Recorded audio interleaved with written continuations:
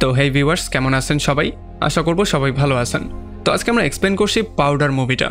আর এই মুভিটা বানানো হয়েছে খুবই ইন্টারেস্টিং একটা গল্প নিয়ে। আসলে এই মুভিটা বানানো হয়েছে আইনস্টাইনের একটা থিওরি নিয়ে, যেটা দেখার পরে আপনি ক্লিয়ারলি বুঝতে পারবেন যে আসলে কোন থিওরিটা নিয়ে মুভিটা বানানো হয়েছে। যদিও মুভিটা দেখার পরে আপনার কাছে অবাস্তবই মনে হতে পারে, তবে তারপরও যদি আইনস্টাইনের থিওরিটা সত্যি হয় তাহলে ব্যাপারটা কিছুটা এমনই হতে পারে। যেমন বুঝতেই পারছেন মুভিটা হতে যাচ্ছে খুবই ইন্টারেস্টিং একটা মুভি। সো ভিডিওটা শেষ পর্যন্ত দেখার অনুরোধ আপনাদের কাছে আমি করব। সো চলুন কথা না বাড়িয়ে শুরু করি আজকের ভিডিও। তো এই গল্পের শুরুতে আমরা দেখতে পারি গাগ নামের একটা লোককে, যে কিনা কোনো একটা বৃষ্টির রাতে তার প্রেগনেন্ট ওয়াইফকে নিয়ে হসপিটালে এসেছিল। আসলে তার প্রেগনেন্ট ওয়াইফের উপরে একটু আগেই বিজলি পড়েছিল, এই জন্য সে দ্রুত তাকে হসপিটালে নিয়ে এসেছিল। আর যখন ডক্টর তার চিকিৎসা করে বাইরে বেরিয়ে আসে তখন সে গাগকে জানায় তার ওয়াইফের মৃত্যু হয়ে গেছে। আসলে বিজলি পড়ার জন্য তাকে আর বাঁচানো যায়নি। এই জন্য গাগ দ্রুত তার বাচ্চা সম্পর্কে তাকে জিজ্ঞেস করে। আর তখন ডাক্তার তাকে বলে যে তোমার বাচ্চার ডেলিভারির সময়ের আগেই হয়ে গেছে, আর এই জন্য সে অ্যালবেনিয়া নামের একটা রোগের সঙ্গে হয়েছে, মানে এই রোগটা সে জন্মগতই পেয়ে গেছে। এরপরে যখন গাগ তার বাচ্চাকে দেখার জন্য যায় তখন সে দেখতে পারে তার বাচ্চার অবস্থা প্রচণ্ড খারাপ হয়ে আছে। আসলে তার শরীরে একটাও পশম ছিল না, তাছাড়া তার শরীরটা পুরো ধবধবে সাদা হয়েছিল। এগুলো দেখার পরে সে তার ছেলেকে কোনোভাবেই তার সঙ্গে রাখতে চায় না, মানে এই ছেলেকে সে নেয়ার জন্য পুরোপুরি অস্বীকারই করে ফেলে। এই জন্য পরবর্তীতে এই ছেলেকে তার দাদার সঙ্গেই বড় হতে হয়। তবে একটা পর্যায়ে গিয়ে তার দাদারও মৃত্যু হয়ে যায়। আর যখন পুলিশ তার দাদার মৃত্যুর তদন্ত করার জন্য আসে তখন তারা বেসমেন্টের মধ্যে সেই ছেলেটাকেও পেয়ে যায়।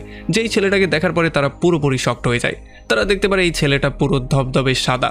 আর এই জন্য পুলিশ অফিসার সিডার শহরের এতিমখানার যেই মালিক আছে জেসি নামের সেই মহিলাকে ডেকে আনে। যখন তারা গিয়ে এই ছেলেটার সাথে মিট করে তখন প্রথমে তাদের মনে হয় জেরেমি নামের এই ছেলেটাকে বেসমেন্টে এই জন্য রাখা হয়েছিল যাতে করে মানুষজন তাকে দেখতে না পারে, কারণ এই ছেলেটা দেখতে পুরো অন্যরকম ছিল। তবে যখন জেসি গিয়ে তার সঙ্গে ভালো করে কথাবার্তা বলে তখন জেরেমি তাকে জানায় যে তার দাদা কফি বানানোর ট্রাই করছিল, তবে তখনই হঠাৎ করেই সে ফ্লোরে পড়ে গিয়েছিল। আর এই পড়ে যাওয়ার জন্যই তার সেখানে মৃত্যু হয়ে গিয়েছিল। আর তাছাড়া সে বেসমেন্টে এই জন্য থাকে যাতে করে সূর্যের আলো থেকে সে নিজেকে দূরে রাখতে পারে, কারণ সূর্যের আলোর মধ্যে গেলেই তার চোখে প্রচণ্ড জ্বালা পোড়া হয়, যেই জন্য সেই কষ্ট আর সে সহ্য করতে পারে না। এই জন্য সে বেসমেন্টে থাকার সিদ্ধান্ত নিয়েছে। আসলে যদিও কোনোদিন সে স্কুলে যায়নি, তবে তবুও সে হাজার বই পড়ে ফেলেছিল, আর এগুলো পড়ে সে অনেক জ্ঞানও অর্জন করেছিল। আর তার সাথে কথাবার্তা বলেও যে সেই ব্যাপারটা বুঝতে পারে যে সে খুবই ব্রিলিয়ান্ট একটা ছেলে। এই জন্য সে ফাইনালি তাকে তার এতিমখানায় নেওয়ার জন্য প্রিপারেশন নেওয়া শুরু করে। তো এরপরে যখন জেরেমি এতিমখানায় চলে আসে, মানে তার নতুন ঘরে চলে আসে, তখন তাকে দেখার পরে সবাই পুরোপুরি শক্ট হয়ে যায়, কারণ এত সাদা কোনো ছেলেকে তারা আজ পর্যন্ত দেখতে পায়নি। এই জন্য একটু পরে যখন লাঞ্চের সময় হয়ে যায় তখন টমি নামের একটা ছেলে এসে তাকে বিরক্ত করার ট্রাই করে, সে তাকে বুলি করার ট্রাই করে। সে একটা চামচ নিয়ে বলে এই চামচটা তোমার নাকের মধ্যে ঢুকাও। তবে আমরা দেখতে পারি জেরেমি তার থেকে চামচ নিয়ে নাকের মধ্যে ঢুকানোর জায়গায় তার হাতের সঙ্গে ঘষা শুরু করে। আর একটু ঘষার পরেই এখানে যতগুলো স্টিলের জিনিস ছিল সবগুলো এসে এই চামচকে আকর্ষণ করে এই চামচের সাথে আটকে যায়। আর এইটা দেখার পরে এখানে সবাই পুরোপুরি শক্ট হয়ে যায়। তারা এই ব্যাপারটা ক্লিয়ারলি বুঝতে পারে যে জেরেমি আসলে তাদের থেকে সম্পূর্ণই আলাদা। তো এরপরে একদিন জেসি জেরেমিকে নিয়ে একটা হসপিটালে চলে আসে যাতে করে ভালো করে তার বডির চেক আপ সে করাতে পারে। আর এখানে ডক্টর তার ভালো করে চেক আপ করে এটা জানিয়ে দেয় যে শরীরের মধ্যে একটা পশম না থাকা সত্ত্বেও এখন পর্যন্ত জেরেমি পুরোপুরি সুস্থ আছে। তাছাড়া কিছুদিন পরে তার সেই স্পেশাল লেন্সটাও চলে আসবে, যেটার সাহায্যে সে সূর্যের আলোর মধ্যেও খুবই সহজে নর্মাল মানুষের মতোই চলাফেরা করতে পারবে। আর তাছাড়া যেহেতু জেরেমি সমস্ত বাচ্চাদের চেয়ে সম্পূর্ণ আলাদা ছিল আর সে ছিল সবার চেয়ে বেশি ব্রিলিয়ান্ট, এই জন্য ফাইনালি জেসি সিদ্ধান্ত নেয় তাকে একটা স্পেশাল স্কুলে পাঠানোর। এখানে একটা ক্লাসের সময় ডোনাল্ড নামের একটা টিচার স্টুডেন্টদেরকে কারেন্ট সম্পর্কে পড়াচ্ছিল। আর কারেন্টের একটা এক্সাম্পল দেওয়ার জন্য সে এখানে একটা মেশিন নিয়ে আসে, আর এখানে সে হাই ভোল্টেজের কারেন্ট দেখিয়ে এক্সাম্পল দেওয়া শুরু করে। তবে এই কারেন্ট দেখার পরেই জেরেমির শরীর কাঁপা শুরু করে। আর এটা দেখার পরে পাশে একটা মেয়ে এই ব্যাপারটা বুঝতে পারে যে তার সাথে কিছু একটা তো এখানে হচ্ছে। তবে সে কিছু একটা করতে যেত তার আগেই জেরেমি সমস্ত বিজলিগুলো তার দিকে টেনে নিয়ে আসে, আর সে সমস্ত বিজলিগুলো তার শরীরের মধ্যে ঢোকানো শুরু করে। এগুলো দেখার পরে এখানে সবাই পুরোপুরি শক্ট হয়ে গেলেও একটা পর্যায়ে জেরেমি সমস্ত বিজলিগুলোর সাহায্যে নিজের বডিটাকে হাওয়ার মধ্যে ওড়ানো শুরু করে। এগুলো দেখার পরে টিচার ডোনাল্ড একটু বেশিই ভয় পেয়ে যায়, এই জন্য সেই সোর্সটাকেই ডিস্ট্রয় করে দেওয়ার সিদ্ধান্ত নেয়। তবে সোর্সটা ডিস্ট্রয় করার পরে জেরেমি পুরোপুরি বেহুশ হয়ে যায়। আর যখন টিচার ডোনাল্ড গিয়ে তাকে জাগানোর ট্রাই করে তখন তাকে টাচ করার সঙ্গে সঙ্গেই তার শরীরের প্রত্যেকটা পশম দ্বারা হয়ে যায়। এরপরে তারা তাকে বাঁচানোর জন্য দ্রুত হসপিটালে নিয়ে আসে, আর ডক্টররা ভালো করে তার চেক আপ করার পরে এটা জানিয়ে দেয় যে জেরেমি পুরোপুরি সুস্থ আছে।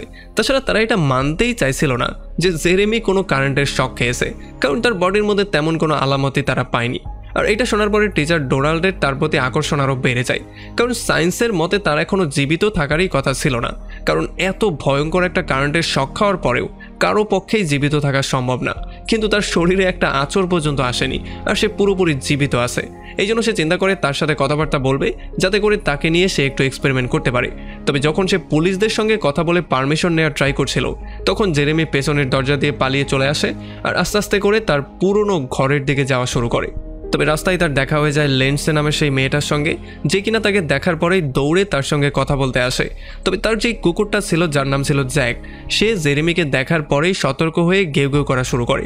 তবে জেরেমি কোনোভাবেই কুকুরদেরকে ভয় পেত না, এই জন্য সে তাকে একটু আদরও করে দেয়। আর এরপর যখন লেন্সের সাথে সে কথাবার্তা বলছিল, তখন লেন্স এই ব্যাপারটা নোটিস করে যে তার যত নেবাররা আছে তারা সবাই দূর থেকে জেরেমির দিকেই তাকিয়েছিল। আর তখন জেরেমি লেন্সকে এটা জানিয়ে দেয় যে সে আসলে মানুষের চিন্তাভাবনা এবং মানুষ কি মনে করছে সেই ব্যাপারগুলোও সে ক্লিয়ারলি বুঝতে পারে। তবে তখন আবার তার মনে হয় যে সে লেন্সকে একটু বেশিই বলে দিয়েছে, এই জন্য সে চুপচাপ সেখান থেকে আবার বেরিয়ে চলে যায়। তবে এরপরে যখন সে রেল লাইনের উপর দিয়ে হাঁটছিল, তখনই আবারও পুলিশ তার সামনে চলে আসে। পুলিশ তাকে দ্রুত আবার হসপিটালে যাওয়ার জন্য বলে। তবে সে তাকে ক্লিয়ারলি এটা জানিয়ে দেয় যে তার লাইফের যত খারাপ সময়গুলো ছিল সবগুলো সে হসপিটালেই পার করেছে, কারণ জীবনের শুরুতেই তার বাবা হসপিটাল থেকেই তাকে ছেড়ে দিয়ে চলে গিয়েছিল। তো এবার পরদিন সকালবেলা জেসি জেরেমির আইকিউ টেস্ট করার জন্য কিছু স্পেশালিস্টের কাছে নিয়ে আসে। আর যখনই সে মধ্যে আসে, তখন অ্যারন নামের একটা স্পেশালিস্ট তাকে কিছু কোয়েশ্চেন করার সিদ্ধান্ত নেয়, কারণ সে জেসির কথা কোনোভাবে বিশ্বাস করতে চাইছিল না। জেসি বলেছে যে তার সমস্ত জ্ঞান সে শুধুমাত্র বই থেকেই পেয়েছে, সে জীবনেও ঘর থেকে বাইরে যায়নি, তাছাড়া সে জীবনে কোনোদিন টিভিও দেখতে পারেনি, কারণ যখনই সে কোনো ইলেকট্রিক জিনিসের সামনে গিয়ে বসে, তখন তার সংস্পর্শের জন্য সেগুলো কাজ করাই বন্ধ করে দেয়। এই জন্য সে চাইলেও কোনোদিন টিভি দেখতে পারেনি। আর এই জন্য তাকে নানান রকমের কোয়েশ্চেন করে, আর জেরেমি সমস্ত কোয়েশ্চেনের অ্যান্সার সহজেই দিয়ে দেয়। আর এই টেস্ট শেষ হওয়ার পরে ডোনাল্ডের তো মনে হচ্ছিল জেরেমি হচ্ছে একজন জিনিয়াস। তবে তখন আবার অ্যারন তাদের সবাইকে বলে যে তার আইকিউ লেভেল অনেক বেশি, যেটাকে কিনা মাপা পর্যন্ত ইম্পসিবল। মানে আমাদের পক্ষে তো এটা মাপা ইম্পসিবল, কারণ সে অনেক বেশি জিনিয়াস। এখন এগুলো শোনার পরে জেসি জেরেমিকে বলে যে আমরা তোমার যেই কোনো ওয়েতে সাহায্য করতে চাই। তবে জেরেমি বলে সে তার বাসায় ব্যাক করতে চায়, মানে তার পুরনো সেই বাসাতে। তবে জেসি বলে যে সেই বাড়িটা তো কিছুদিন পরে বিক্রি হয়ে যাবে, কারণ সেটা এমনিতেই ব্যাংকের লোনের উপরে ছিল, তার উপরে এখন সেটার কিস্তি দেওয়ার মতো কেউ জীবিত নেই। আর এইটা শোনার পরে জেরেমি একটু বেশি আপসেট হয়ে যায়। আর তখনই আমরা দেখতে পারি তার আকর্ষণের জন্য এখানে সমস্ত বৈদ্যুতিক লাইটগুলো, সমস্ত ইলেকট্রিক জিনিসগুলো কাঁপাকাঁপি করা শুরু করে। আর এটা ততক্ষণ পর্যন্ত চলে যতক্ষণ পর্যন্ত লাইটটা বন্ধ না হয়ে যায়। তো এরপরে জেরেমি স্কুল বাসে করে আবারও সেই এতিমখানায় চলে আসে, কারণ এখানে আসতে তাকে বাধ্য করা হয়। আর এখন যেহেতু সপ্তাহের শেষের দিকে ছিল, এই জন্য সমস্ত ছেলে মেয়েদেরকে একটা ক্যাম্পেইন করার জন্য পাঠানো হয়। এখানে যখন সবাই ক্যাম্পেইন করে ফুর্তি করছিল, তখন জেরেমি চুপচাপ একটা কোনায় বসেছিল। এই জন্য পুলিশ অফিসার তার সঙ্গে কথাবার্তা বলার জন্য আসে। আর তার সঙ্গে কথাবার্তা বলে একটু পরেই সেটা বুঝতে পারে যে এই বেচারা এখানে একটু হ্যাপি নেই। তবে তখনই এখানে জোরে জোরে বাতাস হওয়া শুরু হয়ে যায়, আকাশে বিদ্যুৎ চমকানো শুরু করে, মানে বৃষ্টি হওয়ার একটা আভাস দিচ্ছিল বারবার করে। আর তখন জেরেমি এই পুলিশ অফিসারকে বলে যে যখনই বৃষ্টি হয়, তখন আমি এমন একটা জিনিস ফিল করতে পারি যেন আমি এই বৃষ্টিরই একটা পার্ট। বৃষ্টির প্রত্যেকটা ফোঁটা আমি নিজের মধ্যে ফিল করতে পারি। তাছাড়া যখন বিজলি পড়ে, তখন আমার মনে হয় যে বিজলি আমার জন্যই এখানে এসেছে, মানে আমি এই বিজলির একটা অংশ। তাছাড়া আমার দাদি আমাকে সবসময় বলতো যে বিজলি সবসময় গড ক্রিয়েট করে, কিন্তু আমি আজ পর্যন্ত এটা বুঝতে পারলাম না যে সেই দিন রাতের বেলায় কেন বিজলি আমার মাকে নিয়ে গিয়েছিল। তবে এটা শোনার পরে অফিসার একটু বেশি শক্ট হয়ে যায়, আর সে তাকে জিজ্ঞেস করে যে তোমার মায়ের মৃত্যু যে বিজলির জন্য হয়েছিল, এইটা তুমি জানলে কি করে? তখন সে বলে যে আমার জন্মের আগে পর্যন্ত কি হয়েছে সেই ব্যাপারগুলো আমি ক্লিয়ারলি জানি। তো এরপরে পরদিন সকালবেলা জেরেমি অনেক সকালে ঘুম থেকে উঠে প্রকৃতিকে ফিল করার জন্য সোজা জঙ্গলে চলে আসে। আর তার যাওয়ার সঙ্গে সঙ্গেই অনেকগুলো গিরগিটি তার কাছে চলে আসে, যার মধ্যে একটা গিরগিটি তার হাতেও চলে আসে। তবে যখনই জেরেমি এই জিনিসটাকে দেখছিল, তখনই এখানে মিচ আর জনি চলে আসে। আর তারা দুজন যখন এই দুর্বল জেরেমিকে দেখতে পারে, তখন তারা তাকে মারার সিদ্ধান্ত নেয়। আমরা দেখতে পারি জনি তাকে গান পয়েন্টও করে ফেলে। তবে মিচ এটা দেখার পরে বারবার করে তাকে থামানোর ট্রাই করছিল, তবে জনি কোনোভাবেই তার কথা শুনছিল না। সে তাকে শ্যুট করে যখন মারতেই যাচ্ছিল, তখনই তারা আরও একটা গুলির শব্দ শুনতে পারে। এই জন্য তারা দৌড়ে সেদিকে চলে যায়। আর তারা সেই জায়গায় গিয়ে জানতে পারে ডেপুটি হার্লি মাত্রই একটা হরিণের শিকার করেছে। এখানে বেচারা হরিণটার এখন পর্যন্ত মৃত্যু হয়নি। আর যখন জেরেমি এসে এই ব্যাপারটা দেখতে পারে তখন সে হরিণের চোখের দিকে তাকানোর সঙ্গে সঙ্গেই তার সমস্ত দুঃখগুলো নিজের মধ্যে ফিল করতে পারে। এই জন্য সে হরিণটাকে টাচ করে দেখার ট্রাই করে। তবে এইটা দেখার পরে ডেপুটি হার্লি তাকে হরিণ থেকে দূরে সরানোর ট্রাই করে। তবে তখন জেরেমি তার হাতের মধ্যে ধরে ফেলে আর তার হাতের মাধ্যমে সে এই হরিণটার সমস্ত যন্ত্রণা ডেপুটি হার্লির মধ্যে ট্রান্সফার করে দেয়। এই জন্য ডেপুটি হার্লি মাটিতে শুয়ে চিৎকার চেঁচামেচি করা শুরু করে। আর যখন এই ব্যাপারগুলো জনি দেখতে পারে তখন সে জেরেমিকে শ্যুট করার একটা কারণ পেয়ে যায়। এই জন্য সে সাথে সাথে তাকে গান পয়েন্টে করে ফেলে। আর যখনই সে তাকে শ্যুট করতে যাচ্ছিল তখন মিজ কোনো রকমে তাকে আটকানোর ট্রাই করে। তবে কোনোভাবেই সে তার কথা না শুনে যখনই তার উপরে শ্যুট করে দেয় তখন একেবারে শেষ মুহূর্তে মিজ বন্দুকটাকে উপরের দিকে তুলে কোনো রকমে জেরেমির লাইফটাকে সেভ করে। আর বন্দুকের এই গুলির জন্য জেরেমিও একটু ভয় পেয়ে যায়, যেই জন্য সে হার্লির হাতটাকে ছেড়ে দেয়, যেই জন্য হার্লিও কোনো রকমে হাফ ছেড়ে বাঁচে। তো এরপরে জেরেমিকে প্রিন্সিপালের রুমে নিয়ে আসা হয়। আর এখানে পুলিশ অফিসার তাকে জিজ্ঞেস করে যে হার্লি কেন হার্ট অ্যাটাক করলো আর তাকে হসপিটালেই কেন ভর্তি করতে হলো, সমস্ত ব্যাপারটা তুমি এখন আমাকে ক্লিয়ার করে বলবে। আর তখন সে তাকে বলে যে আসলে সে জানতোই না সে সেই হরিণটার সাথে কি করেছে, আমি তো শুধু সেই হরিণটার সমস্ত যন্ত্রণা তার মধ্যে ট্রান্সফার করেছিলাম, এইটাই সে সহ্য করতে পারেনি। তবে অফিসার এই কথাটা একেবারেই বিশ্বাস করতে চাইছিল না, এই জন্য সে এখান থেকে উঠে বাইরে চলে যায়। আর যখনই সে বাইরে চলে যায় তখন জেরেমিন জেসিকে বলে যে আমি এখানে এক মুহূর্ত থাকতে চাই না, কারণ এখানে যত ছেলে মেয়ে আছে তাদের কারোর মধ্যে মনুষ্যত্বর মও নেই। আর এই ব্যাপারগুলো আমি খুব ভালো করেই ফিল করতে পারি। আর তাছাড়া সে তাকে বলে যে আমি এইটাও খুব ভালো করে জানি যে তুমি শুধু আমার ভালো বন্ধু হওয়ার নাটকই করছো, কারণ ভালো বন্ধু কখনোই কাউকে জোর করে কোনো জায়গায় আটকে রাখে না। আর যখনই সে প্রচণ্ড রাগ করে সেখান থেকে চলে যাওয়ার ট্রাই করে তখনই আমরা দেখতে পারি এখানে যতগুলো গ্লাস ছিল সেগুলো ভেঙে চুরমার হয়ে যায়। এরপরে যখন অফিসার তার বাসায় ব্যাক করে তখন সে ডক্টর ডেনের সঙ্গে মিট করে, যে কিনা তার ওয়াইফ অ্যামার চিকিৎসা করার জন্য এসেছিল। আর তার সাথে কথাবার্তা বলার পরে ডেন তাকে বলে যে আমি তো এটা এখনও বিশ্বাসই করতে পারছি না যে তোমার ওয়াইফ এখনও জীবিত কী করে আছে, কারণ তার যে করুণ অবস্থা তাতে তো তার কয়েক মাস আগেই মরে যাওয়ার কথা ছিল। তবে আমি এটা মানতেই পারছি না সে এখনও জীবিত আছে, এই জন্য যদি তুমি তাকে বাঁচাতে চাও তাহলে দ্রুত হসপিটালে ভর্তি করো। তবে আমরা দেখতে পারি অফিসার কোনোভাবেই এটার জন্য রাজি ছিল না, কারণ তার বিশ্বাস ছিল যদি অ্যামা সুস্থ থাকতো তাহলে সে তার জীবনের শেষ সময়টা তার ঘরেই কাটাতে পছন্দ করত। তো এরপরে যখন সন্ধ্যাবেলায় জেরেমি ক্যান্টিন রুমের মধ্যে একা বসেছিল তখন তার সঙ্গে মিট করতে ডোনাল্ড চলে আসে। আর এখানে সে তাকে এইটাই বুঝিয়ে বলার ট্রাই করে যে তুমি বাকি সমস্ত বাচ্চাদের থেকে সম্পূর্ণ আলাদা, কারণ আমি জানি তোমার মধ্যে কিছু একটা স্পেশাল আছে। যখন থেকেই আমি তোমাকে টাচ করেছিলাম তখন আমার মধ্যে একটা স্পেশাল এনার্জি চলে এসেছে, যেন আমার মনে হচ্ছে আমি আবারও 18 বছরের হয়ে গেছি। তুমি কি অ্যালবার্ট আইনস্টাইনের আফটার লাইফ থিওরিটাকে পড়েছিলে, যেখানে বলা হয়েছিল এনার্জিকে বানানো বা ডিস্ট্রয় করা যায় না, শুধুমাত্র এটাকে একটা ফর্ম থেকে অন্য একটা ফর্মে কনভার্ট করা যায়। আর তাছাড়া যদি কোনো মানুষ তার ব্রেইনের 100 ভাগ ইউজ করতে সক্ষম হয়ে যায় তাহলে সে পুরোপুরি এনার্জিতে কনভার্ট হয়ে যাবে, তার কোনো শরীরেরই দরকার পড়বে না। আর এই জন্য ডোনাল্ড এটা বিশ্বাস করে যে তার মায়ের সাথে যেই ইনসিডেন্টটা হয়েছে সেটার জন্য তার মধ্যে একটা স্পেশাল পাওয়ার চলে এসেছে, যেই জন্যই সে এই সমস্ত পাওয়ারগুলো পেয়েছে। আর এই জন্যই তার আইকিউ এত বেশি হয়ে গেছে যেটাকে কিনা মানুষ কল্পনা পর্যন্ত করতে পারে না। আর তাছাড়া এই জন্যই সে তাকে নিয়ে প্রচণ্ড ভয় পাচ্ছিল, কারণ সমস্ত জ্ঞানগুলো সে বই থেকে অর্জন করেছিল। সে বাইরের মানুষ সম্পর্কে তেমন কিছুই জানে না, সে এইটা জানে না যে খারাপ মানুষেরা কতটা ভয়ঙ্কর হতে পারে। আর তাছাড়া সায়েন্টিস্টরাও এটা বিশ্বাস করে যে জেরেমি এখন যেই লেভেলে আছে যদি মানুষ সেই লেভেল পর্যন্ত পৌঁছাতে চায় তাহলে তাদের আরও কয়েক হাজার বছর সময় লাগবে। এই জন্য কোনোভাবেই সে জেরেমিকে হারাতে চায় না, সে চায় জেরেমিকে এমন করে রেডি করতে যাতে করে জেরেমি এই দুনিয়ার সাথে নিজেকে খাপ খাইয়ে নিতে পারে। এই জন্য সে আবারও জেরেমির সঙ্গে হাত মেলায়, আর হাত মেলানোর সঙ্গে সঙ্গেই তার মধ্যে একটা এনার্জি চলে আসে, তার সমস্ত চুলগুলো আবারও দাঁড়া হয়ে যায়। আর তাছাড়া জেরেমিও এই প্রথমবারের মতো কোনো মানুষকে টাচ করেছিল, কারণ এখন পর্যন্ত সবাই তো তাকে টাচ করতে প্রচণ্ড ভয়ই পাচ্ছিল। আর এদিকে যখন পুলিশ অফিসার ডেপুটি হার্লির সঙ্গে মিট করতে আসে তখন সে দেখতে পারে হার্লি তার ঘর থেকে সমস্ত বন্দুক সরিয়ে ফেলেছে, মানে ঘরটা পুরো পরিষ্কার করে ফেলেছে। আর যখন এই সম্পর্কে সে তার কাছে জিজ্ঞেস করে তখন সে বলে সেই দিন যখন আমি হরিণটার শিকার করেছিলাম তখন জেরেমি আমার হাত ধরে হরিণের সমস্ত দুঃখগুলো আমার মধ্যে ট্রান্সফার করে দিয়েছিল। আর তখন আমার শরীরটা প্রচণ্ড কাঁপাকাঁপি করা শুরু করেছিল, আমি মাটিতে শুয়ে কাতরাচ্ছিলাম, আসলে আমি এমন একটা জিনিস ফিল করতে পারছিলাম যেন আমার মৃত্যু হচ্ছে। এই জন্য এই যন্ত্রণা ছিল আমার লাইফের সবচেয়ে ভয়ঙ্কর মোমেন্ট, আর আমি এটাকে কোনোভাবেই আমার লাইফে ব্যাক করাতে চাই না।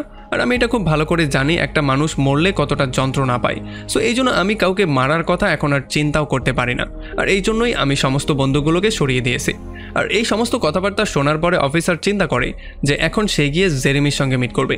আর এরপর সে সোজা চলে আসে জেসির কাছে, আর তার থেকে পারমিশন নিয়ে সে চলে আসে জেরেমির সঙ্গে মিট করতে। এরপরে সে সোজা তাকে নিয়ে তার বাসায় চলে আসে। আর তখন আমরা জানতে পারি যে সে আসলে তাকে এই আশায় তার বাসায় নিয়ে আসে যাতে করে তার মৃতপ্রায় ওয়াইফের সঙ্গে সে একটু কথাবার্তা বলতে পারে বা তার অনুভবগুলো ফিল করে সে যেই কোনো ওয়েতে তাকে মৃত্যুর জন্য রেডি করাতে পারে অথবা তাকে সুস্থ করাতে পারে।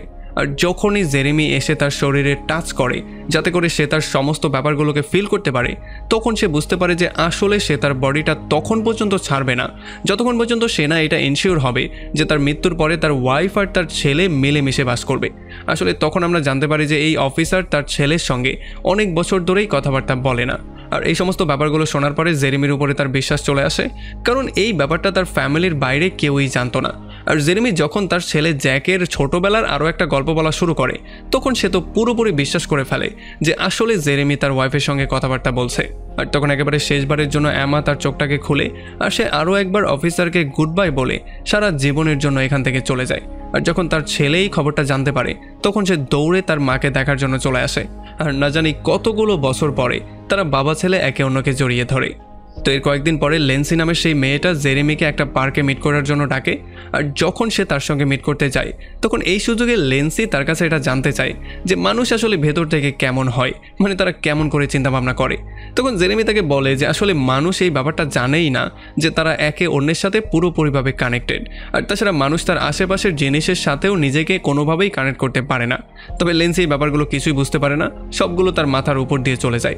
তবে তখন আবার জেরেমি তাকে বলে যে এখানে তোমার কোনো দোষ নেই, মানুষের ব্রেইনই একটা লিমিটেড ব্রেইন, যেখানে মানুষ শুধু একটু লিমিট পর্যন্তই চিন্তাভাবনা করতে পারে, এর বাইরে কিছু গেলে সে বুঝতেই পারে না। আর তাছাড়া মানুষ এই ব্যাপারটাও জানে না যে তারা একে অন্যের সাথে পুরোপুরিভাবে কানেক্টেড। আর এই ব্যাপারটাকে প্রমাণ করার জন্য জেরেমি লেন্সের হাত ধরে ফেলে। আর হাত ধরার পরেই তারা একে অন্যের মনের কথাগুলো বুঝতে পারে, মানে সেগুলো তারা ফিল করতে পারে। আর তখন লেন্স এই ব্যাপারটা জানতে পারে যে যেই দিন জেরেমির জন্ম হয়েছিল সেই দিন তার বাবা তাকে ছেড়ে দিয়ে চলে গিয়েছিল। আর এই ব্যাপারগুলো বোঝার পরে তার মনটা প্রচণ্ড খারাপ হয়ে যায় আর জেরেমির জন্য তার মায়া লাগা শুরু হয়। আর যেহেতু তারা একে অন্যের দুঃখ কষ্টগুলো বুঝতে পারছিল এই জন্য তারা দুজন খুবই ক্লোজই চলে আসে। তবে তখনই লেন্সের বাবা দূর থেকে ব্যাপারগুলো দেখতে পারে, এই জন্য সে এসে জেরেমিকে পেটানো শুরু করে। আর যখন জেসি এই ব্যাপারগুলো দূর থেকে দেখতে পারে তখন সে তাকে বাঁচানোর জন্য দৌড়ে চলে আসে। তবে ছেড়ে দেওয়ার আগে লেন্সের বাবা তাকে ওয়ার্নিং দিয়ে বলে দেয় যে তার মেয়ের সঙ্গে যদি সে আবারও তাকে দেখতে পারে তাহলে সে তাকে মেরে ফেলবে। এখন এই সমস্ত অপমানগুলো সহ্য করে জেরেমি আর কোনোভাবে এই শহরে থাকতে চায় না। সে সমস্ত কিছু প্যাক করে এই শহর থেকে চলে যাওয়ার সিদ্ধান্ত নেয়। তবে যাওয়ার আগে সে শেষবারের মতো বাস্কেটবল কোর্টে আসে আর এখানে তার আবারও দেখা হয়ে যায় জনি নামে সেই ছেলেটার সঙ্গে। আর যখনই সে জনিকে টাচ করে তখন সে জনির একটা গোপন দুঃখ জানতে পারে। সে জানতে পারে যে ছোটবেলা থেকেই জনি তার সৎ বাবার হাতে প্রচণ্ড মার খেত, যেই মার খাওয়ার জন্যই একটা সময় সে প্রচণ্ড রাগী একটা ছেলে হয়ে গিয়েছিল। আর যখন এই দুঃখের কথা সে জনিকে বলে তখন জনি প্রচণ্ড রাগ করে তাকে ধরে বাইরে নিয়ে আসে আর তার সমস্ত কাপড় চোপড় খুলে তাকে ময়লা পানির মধ্যে ফেলে দেয়। আর যখন সেখান থেকে জেরেমি আবারও উঠে দাঁড়া হয় তখন সমস্ত লোহার জিনিসগুলো তার দিকে আকর্ষিত হওয়া শুরু করে। আর তখনই আকাশে মেঘ জমা হয়ে যায় আর হঠাৎই তাদের উপরে একটা বিজলি পড়ে। বিজলি পড়ার জন্য তারা দূরে দূরে গিয়ে ছিটকে পড়ে। আর যখন সবাই উঠে আবারও এইদিকে আসে তখন তারা দেখতে পারে জনির অবস্থা খারাপ হয়ে গেছে। জনি এখন পর্যন্ত উঠছে না আর তার হার্টবিট চেক করার পরে তারা বুঝতে পারে তার মৃত্যু হয়ে গেছে। তবে তখন জেরেমি তার হাতের পাওয়ারের ইউজ করে তাকে কয়েকটা বিজলির শক দেয়, যেই জন্য সে আবারও হুঁশে চলে আসে। আর এই সমস্ত ব্যাপারগুলো দেখার পরে তারা সবাই পুরোপুরি শকড হয়ে যায়। এরপরে জেরেমি সোজা চলে আসে তার পুরনো বাড়িতে, মানে তার দাদার ঘরে। আর এখানে এসে সোজা চলে যায় বেসমেন্টের মধ্যে। আর তখন আমরা দেখতে পারি জেসিও দৌড়ে এই ঘরের মধ্যে চলে আসে আর বেসমেন্টে গিয়ে সে দেখতে পারে যে এখান থেকে সমস্ত বইগুলো গায়েব হয়ে গেছে আর জেরেমি চুপচাপ একটা কোনায় বসে আছে। এই জন্য সে গিয়ে তাকে বুঝিয়ে বলার ট্রাই করে যে যখনই আমি প্রথমবার তোমাকে দেখতে পেয়েছিলাম তখনই আমি এটা ফিল করতে পেরেছিলাম যে তুমি নর্মাল কেউ না, তুমি সবার থেকে আলাদা একটা বাচ্চা। সো যদি তুমি আমার উপরে ভরসা করো তাহলে এই দুনিয়াতে তোমার জন্য একটা পারফেক্ট জায়গা আমি খুঁজে বের করতে তোমাকে সাহায্য করব, মানে যেখানে কেউ তোমাকে যন্ত্রণা দেবে না, যেখানে সবাই তোমার সাথে বন্ধুর মতো বিহেভ করবে। আর তখন এখানে ডোনাল্ডো চলে আসে আর তারা দুজন মিলে তার জিনিসপত্র সঙ্গে নিয়ে তাকে সঙ্গে করে নিয়ে অন্য একটা জায়গায় যাওয়ার জন্য বেরিয়ে পড়ে। তবে তখনই তারা দেখতে পারে সামনে অফিসার আর হার্লি দাঁড়িয়ে আছে। আসলে তারা দুজন জেরেমিকে এখান থেকে পুলিশ স্টেশনে নিয়ে যাওয়ার জন্য এসেছিল। তবে যখনই তারা বুঝতে পারে জেসি আর ডোনাল্ড তাকে অনাথ আশ্রমে না নিয়ে অন্য কোথাও নিয়ে যাওয়ার প্ল্যানিং করছে তখন অফিসার তাকে যাওয়ার জন্য পারমিশন দিয়ে দেয়। তবে হার্লি কোনোভাবেই তাকে যাওয়ার পারমিশন দিচ্ছিল না, সে বরং ওয়াকিটকি বের করে হেডকোয়ার্টারে খবরটা জানানোর ট্রাই করছিল। তবে অফিসার তার থেকে সেই ওয়াকিটকিটা নিয়ে দূরে জঙ্গলের মধ্যে ফেলে দেয়। আর তখনই জেরেমি তাদের সবাইকে গুড বাই বলে মাঠের দিকে দৌড়ে যাওয়া শুরু করে। তারাও দৌড়ে তাকে ফলো করছিল। তবে তখনই আকাশে মেঘ জমা হয়ে যায় আর একটা বিজলি এসে জেরেমির উপরে পড়ে। তবে এই বিজলিটা পড়ার পরেও তার তেমন কিছুই হয় না, সে বরং দৌড়াতেই থাকে। আর একটা পর্যায়ে হঠাৎই সে গায়েব হয়ে যায়। আর এই আশ্চর্য জিনিসটা এখানে সবাই তার নিজের চোখ দিয়ে দেখার পরে এই ব্যাপারটা ক্লিয়ারলি বুঝতে পারে যে জেরেমি তাদের থেকে ভালো কোনো জায়গায় চলে গেছে। আর তার ব্রেইন এখন এতটাই বিকশিত হয়ে গেছে যে এখন তার জীবিত থাকার জন্য তার বডির কোনো দরকারই নেই। আর এমন একটা ইন্টারেস্টিং পয়েন্টে এই পুরো মুভিটা এখানেই শেষ হয়ে যায়। তো আমাকে কমেন্ট করে জানান কেমন লাগলো ভিডিও। যদি ভালো লাগে তাহলে অবশ্যই একটা লাইক করবেন। আর যদি এখনও আমাদের চ্যানেলটা সাবস্ক্রাইব করে না থাকেন তাহলে প্লিজ করে ফেলুন। তো আমাদের দেখা হবে অন্য কোনো ভিডিওতে অন্য কোনো একদিন। Till then, take care.